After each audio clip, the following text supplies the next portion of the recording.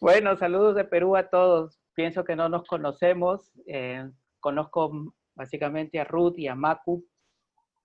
Estamos en una pandemia un tanto difícil de manejar. Y bueno, y les felicito porque estos momentos por lo menos nos ayuda a distraer, ¿no? Por lo menos a mí me ayuda como un poco a distraerme de la situación. Y, y bueno, y como les decía, acá todavía tenemos para largo. Por lo menos daremos para fines de mayo, ya controlando esta situación. Así es que bueno, les felicito por esta iniciativa, Ruth y Mako.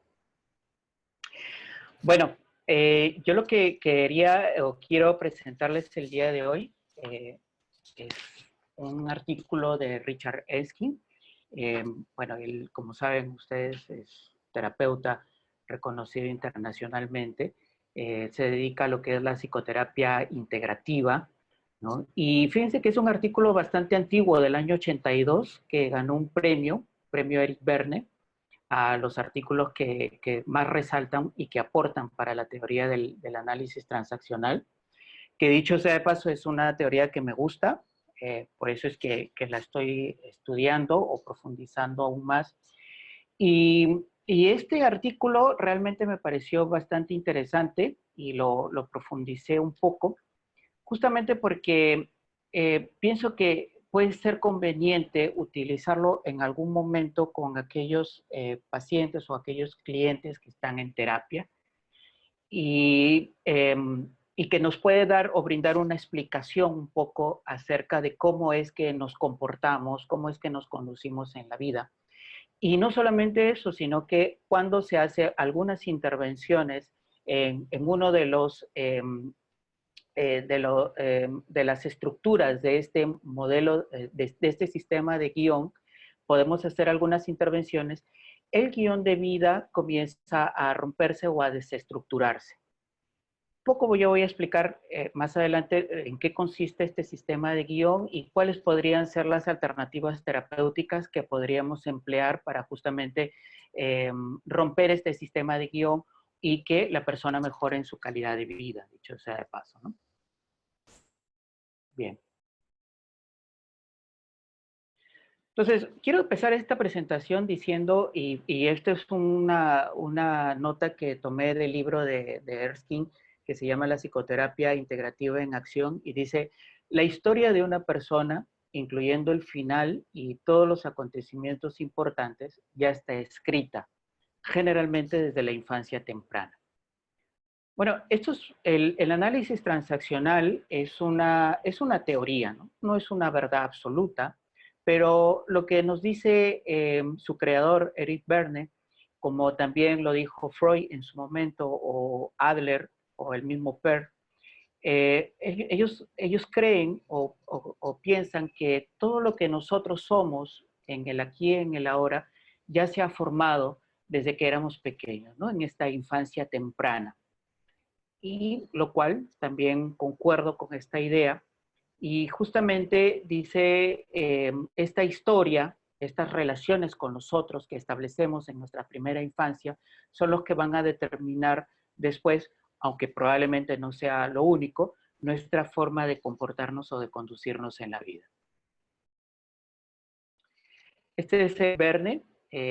Sabemos que él fue el padre y el creador de lo que es el análisis transaccional.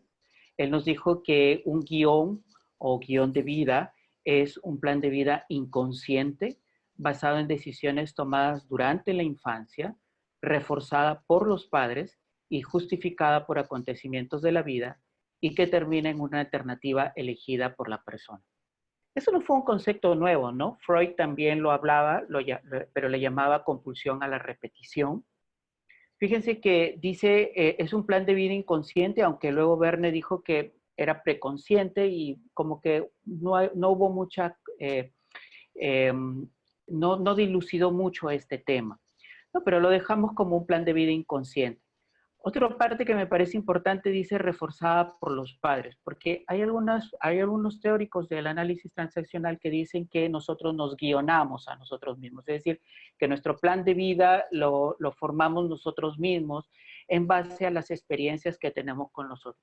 Pero para mí sí pienso que el guión de vida lo co-creamos con los padres o con las personas más importantes en nuestra relación familiar, ¿no?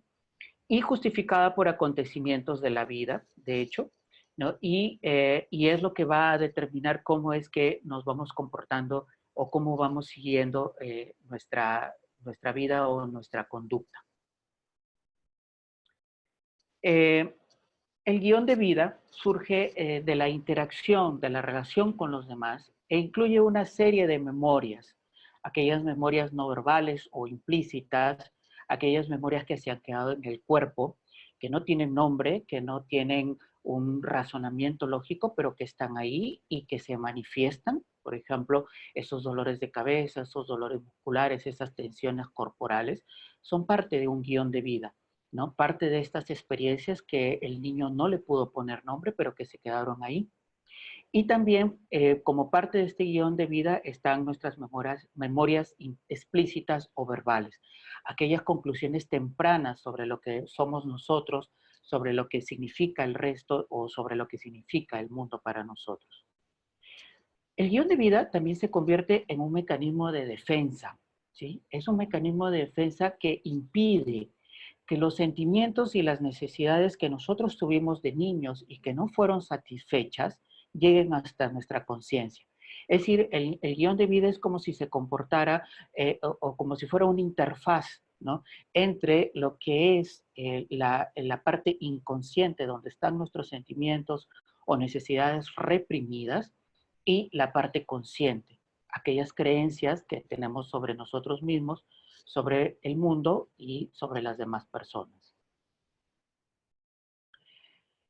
Eh, Fíjense que cuando nosotros somos pequeños, las experiencias que son procesadas en esa relación con los otros o cuando establecemos un contacto con el otro, inicialmente, obviamente, pasan por un nivel corporal. Esas experiencias se van codificando a un nivel corporal o por reacciones bioquímicas cerebrales, ¿no? Por ejemplo, un bebé que escucha un ruido muy fuerte va a liberar unas sustancias químicas que van a dar incluso forma a una organización mental a este niño e incluso organización a su sistema corporal. Luego estas experiencias van a pasar a ser procesadas a un nivel emocional. El llanto que le permite al niño satisfacer sus necesidades de hambre, de frío, etcétera, o la rabia, ¿no? Es decir, las experiencias que tiene y las necesidades que tiene el niño van a pasar luego por un nivel emocional y finalmente van a pasar por un nivel cognitivo. Esto cuando ya el niño comienza a tener un lenguaje y le comienza a dar una interpretación muy subjetiva, muy propia de lo que puede estar pasando en la experiencia con el otro. Las emociones, la alegría, la cólera, la rabia, la tristeza, constituyen la forma en cómo el bebé establece ese contacto entre su mundo interno o lo que necesita y el mundo externo, ¿sí?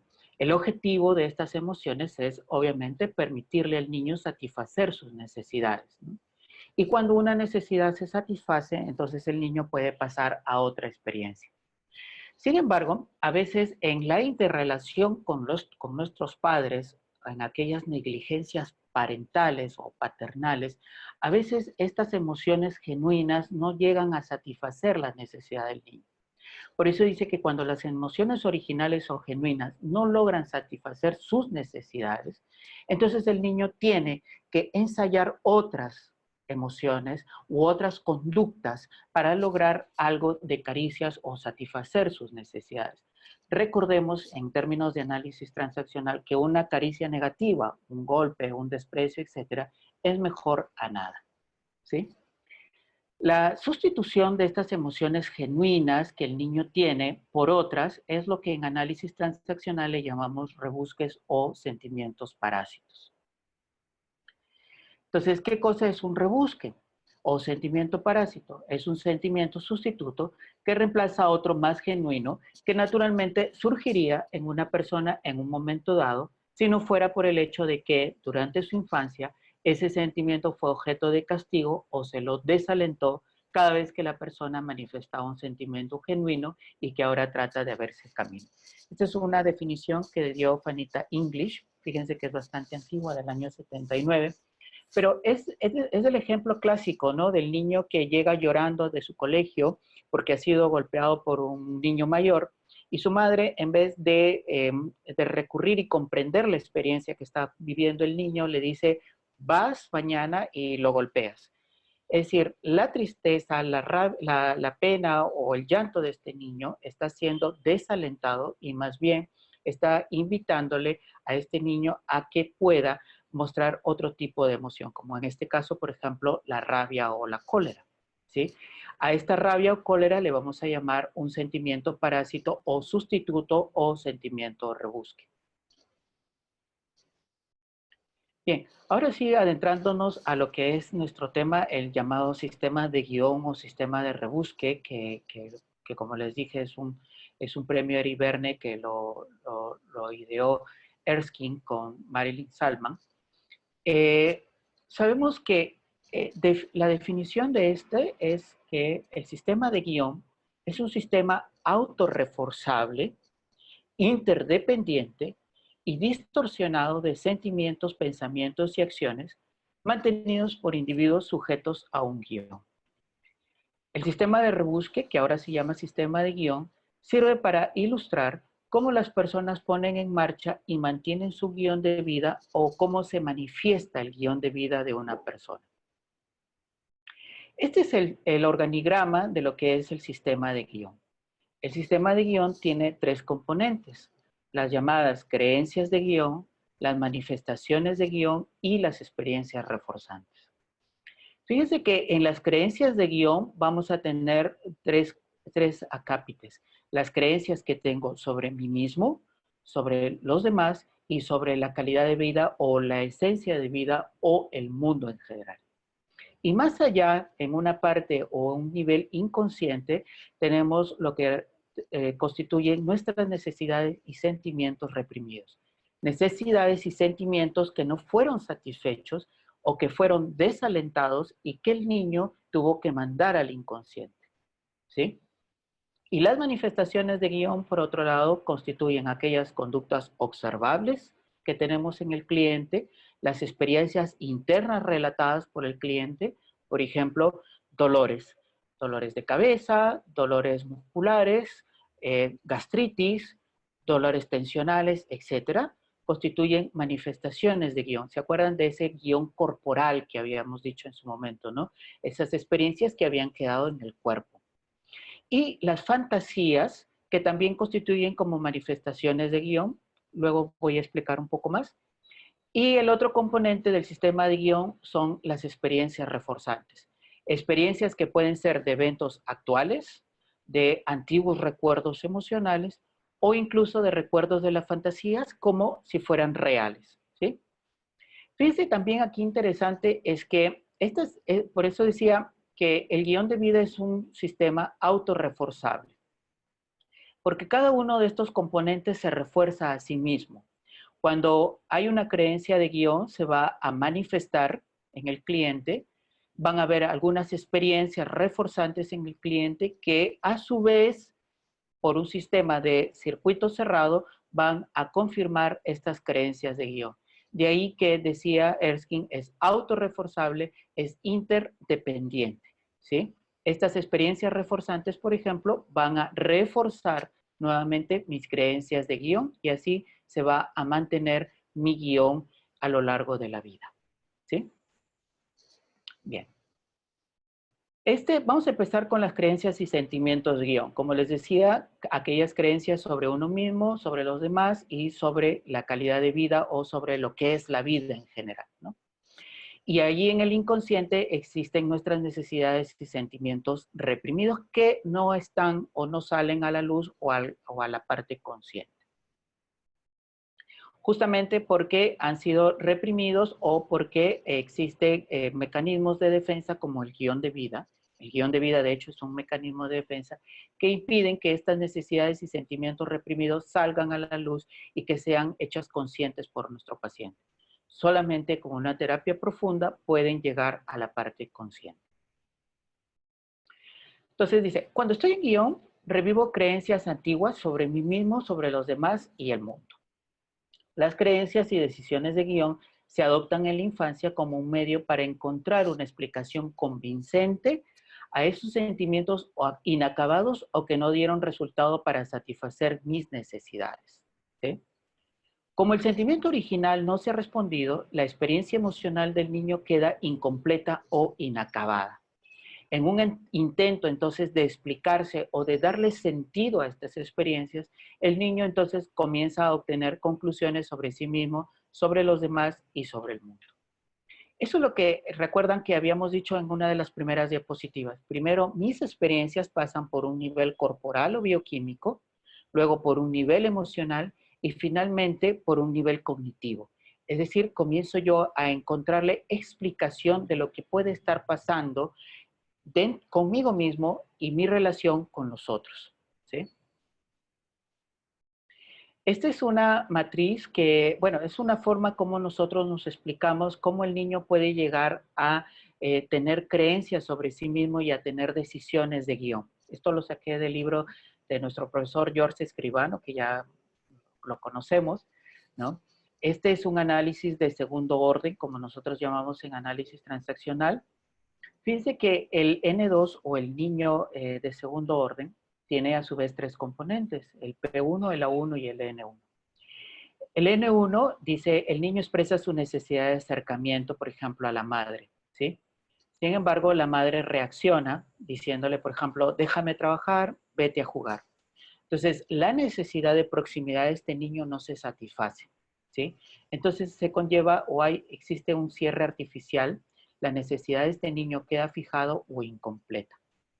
Con su pequeño profesor, ese pensamiento mágico que tiene el niño, concreto, simbólico, entonces el niño elabora una creencia. Dice, la proximidad molesta a mamá, o puede creer a las mamás o al mundo entero. Y entonces ahí el niño toma una decisión. A partir de ahora, no me mantendré alejado o aislado. Y esta decisión tomada se piensa que llega a formar parte de nuestro inconsciente en forma de un mandato, de no te acerques. ¿Y cómo se va a manifestar? En una persona que, por ejemplo, tiene miedo o rehúye a la proximidad o al contacto con el otro. ¿Lo tiene consciente? Pues probablemente no, porque es un proceso intrapsíquico que ha quedado reprimido en nuestra parte inconsciente. Vamos a poner el ejemplo de David. David es un muchacho de 27 años que viene a terapia después de haber golpeado a su novia. Sus tres últimas relaciones habían terminado de manera similar, pero esta vez David quiere que sea algo distinto, es decir, que no termine después de haber golpeado a sus chicas. Entonces, en un análisis de guión o de su sistema de guión, se observó que David a muy temprana edad había experimentado un rechazo de su madre. Cuando este comenzó a hacerse más grande, pues ya pesaba, babeaba y olía. La expresión de miedo y de dolor ante el rechazo materno no llegó a satisfacer las necesidades de acercamiento de David hacia su madre. Por lo tanto, comenzó a explicarse David lo que pasaría con él, su madre y el mundo en general. Es decir, David comienza a formar sus primeras creencias de guión. ¿Sí? Entonces comenzó a decirse, nadie me quiere, hay algo que no funciona en mí, lo que constituyen sus creencias fundamentales de guión. Es obvio que en un niño no se va a decir eso, pero es una forma de cómo explicamos nosotros lo que puede haber ocurrido en el allá y en el entonces. En esta misma línea, David comenzó a pensar que los demás, en especial las mujeres importantes, me rechazan. El mundo es un lugar terrorífico, solitario e imprescindible. Impredecible, perdón. Por lo tanto, si lo queremos llevar a este sistema de guión, David comenzó a concluir sobre sí mismo que no vale nada o que hay algo malo en él. Sobre los demás, las mujeres me rechazan y sobre la vida, el mundo es impredecible, es un lugar poco seguro. ¿Sí? Entonces, la expresión de miedo y dolor, como les decía, ante el rechazo materno, es lo que le da a David sus primeras creencias de guión. ¿Sí? Y cada vez que David se encuentra en una situación similar en el y aquí y el entonces se comienzan a reciclar creencias antiguas de guión, las cuales entrarán en contacto con nuestros sentimientos reprimidos en un llamado proceso intrapsíquico. Cada vez que David percibe que algún tipo de rechazo de su novia, comienza a sentir tristeza y dolor, pero lejos de tomarlo en cuenta, actúa más bien con furia, como el allá y el entonces. Lo que pasa es que David comenzó a observar que sus sentimientos de tristeza, de llanto, no funcionaban para el acercamiento de su madre, sino más bien comenzó a darse cuenta que cuando se mostraba el furioso o hacía pataletas, la madre se acercaba para golpearlo. Es decir, David obtenía caricias negativas y una caricia negativa es mejor que nada, ¿sí? Entonces, David toma una decisión. La mejor manera de satisfacer mis necesidades es actuar con furia. Por lo tanto, aprendió a esconder sus sentimientos reales de miedo, de tristeza o de dolor y más bien los canjeó por montajes de furia. Ahora actúa de manera agresiva y esa es su forma de manifestar su guión de vida. Entonces, como les decía, cada vez que estamos frente a situaciones similares en el aquí y en el entonces, supongamos que percibe que su novia lo quiere dejar, David comienza a reciclar creencias antiguas de guión. No valgo nada, las mujeres importantes de mi vida me rechazan, las cuales van a entrar en contacto con sus sentimientos reprimidos, con el dolor, con la tristeza, ¿sí? A través de un proceso intrapsíquico. Cada vez que David percibe algún tipo de rechazo entonces de su novia, comienza más bien a actuar con furia, así como actuaba cuando era pequeño. Entonces, esto le permite reafirmar creencias antiguas. Las mujeres importantes de mi vida me rechazan, no me toman en cuenta mis sentimientos y solo cuando me muestro furioso puedo lograr obtener un poco de atención. Entonces, ahí ya nos estamos comenzando a explicar la conducta agresiva que tiene David con personas o con importantes de su vida, como en este caso las mujeres, ¿sí? Y por qué sus relaciones han ido terminando después de una golpiza que él les propinaba a sus novias. Entonces, la forma en cómo David se manifestaba o se conducía en sus relaciones importantes era a través de la agresividad. Eso es lo que se llama las manifestaciones de guión, que son más que las manifestaciones de nuestras creencias, no valgo nada, las mujeres me rechazan, y sentimientos de guión. Y pueden ser conductas observables, la furia, la agresividad, experiencias internas, dolores somáticos, por ejemplo, que los relata el paciente en terapia, o producto de nuestras fantasías. Por ejemplo, David solía fantasear golpeando tanto a una novia que finalmente terminaba preso.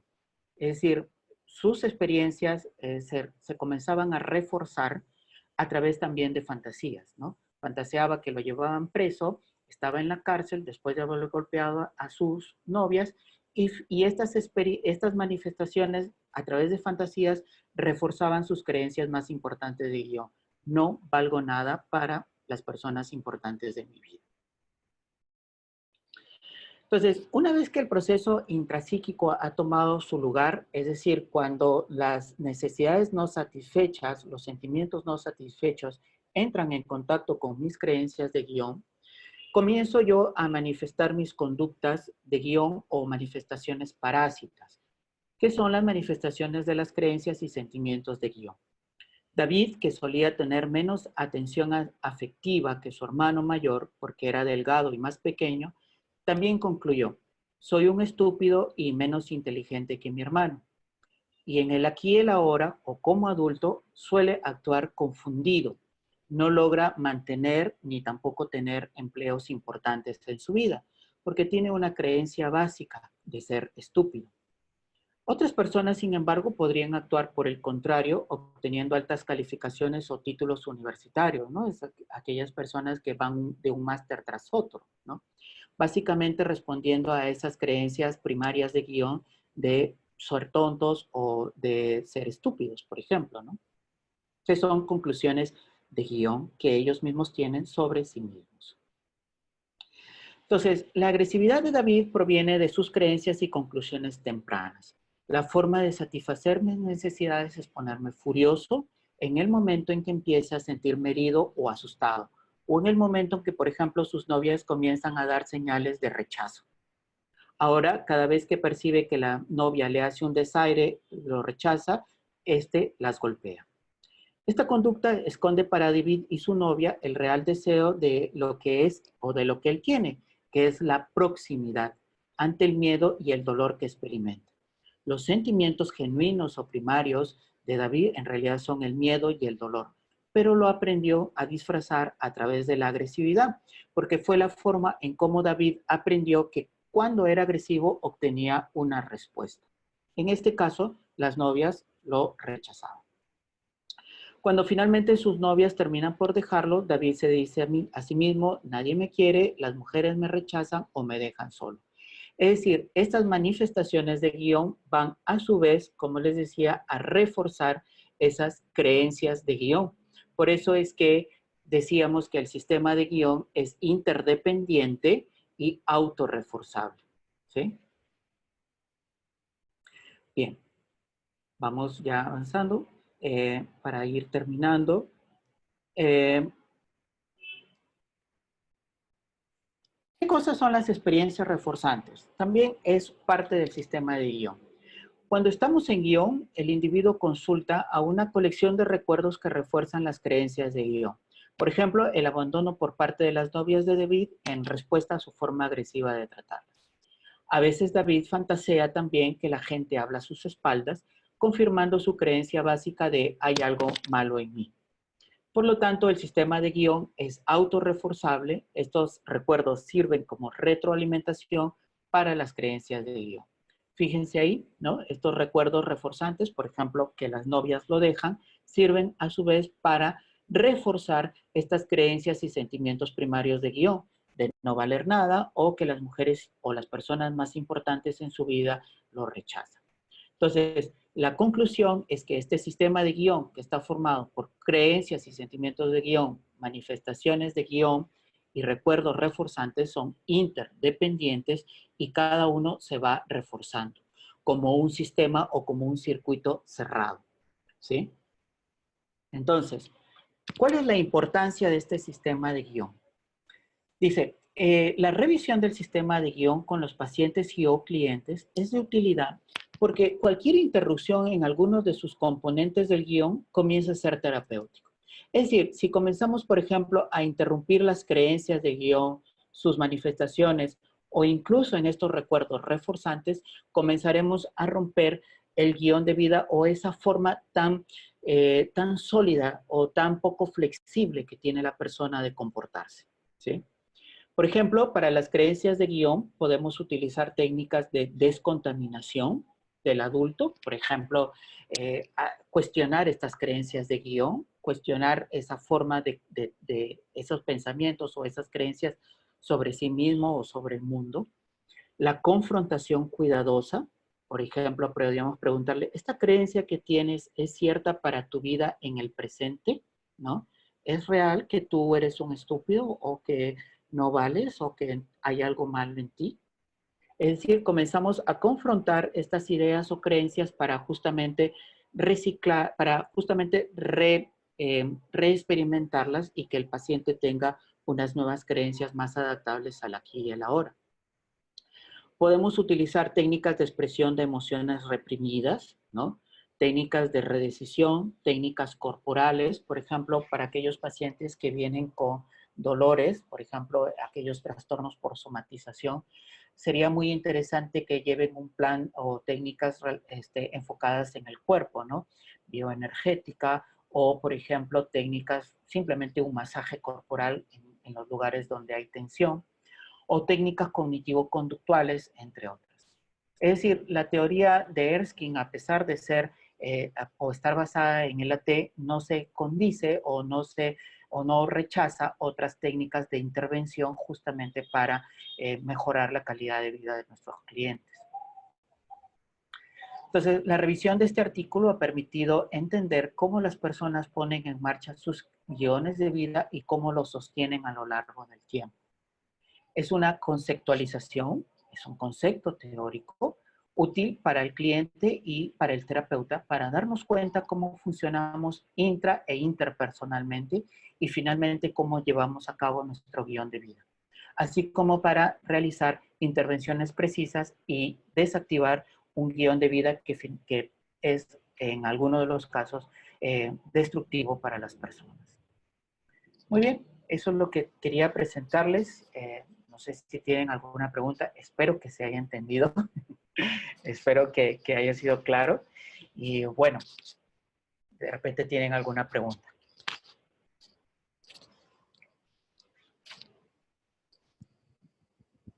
Querido doctor Nel, se ha entendido perfectamente, ¿eh? Vamos, a mí me ha llegado, yo lo Espero he que sí. leído, me parece una información súper valiosa la que estás compartiendo, ya no solo a nivel profesional, sino también a nivel personal. Creo que puede ayudar a muchísimas personas. Y bueno, yo por la parte que me toca, darte las gracias porque aprendo mucho escuchándote y por esa cercanía Gracias, gracias, Ruth. comunicas. Muchas gracias. Gracias por la invitación. Y bueno, espero que esto pase pronto, lo de la pandemia. Bueno, lo he hecho con mucho cariño para ustedes. Nelson, mira, dice Roser, genial, un resumen del guión de vida muy claro, un muy buen recordatorio y te da las gracias. Muy bien. Alba te hace una pregunta, ¿descontaminación y confrontación es lo mismo? No. La descontaminación es de lo que nosotros le llamamos la descontaminación de nuestro adulto, esa parte de nuestra psique o de nuestra personalidad que puede pensar de manera objetiva, que puede cuestionarse de manera objetiva algunas cosas, ¿no? Es lo que nosotros llamamos la descontaminación del adulto.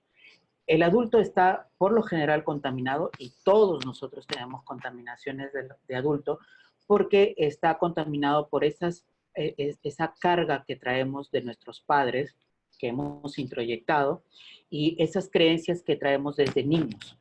Por ejemplo, un padre puede decir, no confíes en el resto, porque las personas te van a hacer daño. Entonces, el niño puede elaborar creencias como las personas o el resto efectivamente hacen daño, a partir de experiencias que él puede haber tenido.